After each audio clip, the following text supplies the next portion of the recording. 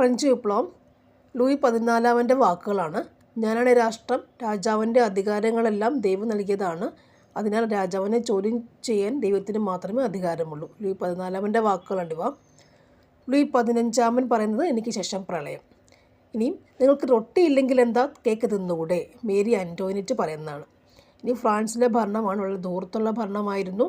ഇനി ഫ്രാൻസിലെ ഫ്രഞ്ച് സമൂഹത്തെ തിരിച്ചേക്കുന്ന 3 തട്ടുകളായിട്ടായിരുന്നു അവ എസ്റ്റേറ്റുകൾ എന്നറിയപ്പെടുന്നു. ഒന്നാമത്തെ എസ്റ്റേറ്റാണ് പുരോഹിതന്മാർ. പുരോഹിതന്മാർ എന്ന് പറയുമ്പോൾ അവർക്ക് എല്ലാത്തരം നികുതികളിൽ നിന്നും ഒഴിവാക്കപ്പെട്ടിരുന്നു. ഭരണത്തിലെയും സൈന്യത്തിലെയും ഉയർന്ന പദവികൾ നിയന്ത്രിച്ചു പോന്നിരുന്നു. അതുപോലെ ധാരാളം ഭൂമി കൈവശം വെച്ചിരുന്നു.